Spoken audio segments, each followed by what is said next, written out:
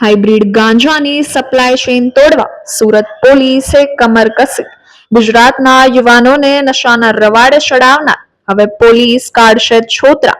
Hybrid ગાંજા સાથે પકડાયેલા આગમ નામના આરોપીની પૂછપરછમાં કેટલીક માહિતી પોલીસને મળી. આરોપીએ કહ્યું, ગાંજો પીવા માટે ઉપયોગમાં લેવામાં આવતો ગોગો પેપર શહેરમાં અનેક જગ્યા પર મળી રહ્યું છે. કેટલીક દુકાનો તો શાળા અને કોલેજોની નજીક જ આવેલી છે. ત્યારે ગોગો પેપરનું વેચાણ કરતા દુકાનદારોને પકડી એસઓજી દ્વારા કડક કાર્યવાહી કરાઈ હતી અને દુકાનદારોને ઉઠક બેઠક પણ કરાવાઈ હતી.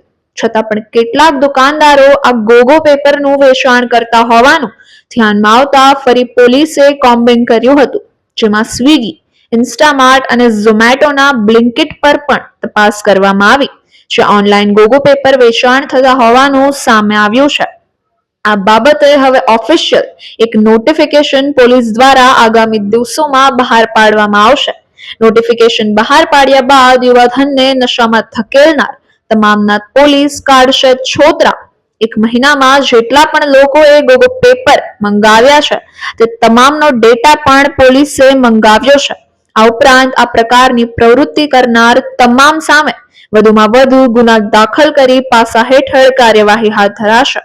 વધુ સમાચાર માટે જોતા રહો ભારત ટાઈમ્સ ન્યૂઝ. એસઓજી દ્વારા એક હાઇબ્રિડ ગાંજાનો એક કેસ કરવામાં આવેલો. એનો જે આરોપી છે આગમ જે છે એને અમને અમુક માહિતી આપી હતી કે અમુક ગલ્લાવાળાઓ પણ ગોગો પેપર રાખે છે ને ત્યાં પણ લોકો સ્કૂલ અને કોલેજના સ્ટુડન્ટ્સ છે એ મોડી રાત્રે સુધી બેસી રહે છે અને ગોગો પેપરની અંદર ગાંજાનું સેવન કરે છે. આ લિસ્ટ અમને મળતા એ તમામને અહીંયા એસઓજી ની ઓફિસમાં લાવેલા. એ લોકોને કાયદેસર કાર્યવાહી કરવામાં આવેલી, એ લોકોને વ્યવસ્થિત સર્વિસ કરવામાં આવેલી તથા ત્યારબાદ એ લોકોને જે છે ઉઠક બેઠક કરાવીને એ લોકોને શપથ પણ લેવડાવવામાં આવે કે આ લોકો ગોગો પેપર વેચશે નહીં. પરંતુ અમુક જે નિશંસ ગલ્લાવાળા તત્વો છે એ હજી પણ આ પ્રવૃત્તિ ચાલુ રાખતા હોય એમને માહિતી મળી તો આજે સવારે પણ અમે આ બાબતે વેસુમાં એક સર્ચ કર્યું અને અમને નવું જાણવા મળ્યું કે ઇન્સ્ટામાર્ટ કે જે સ્વિગીનું છે અને બ્લિંકિટ કે જે ઝોમેટોનું છે આ બંને જગ્યાએ ઓનલાઈન ગોગો પેપર મળે છે.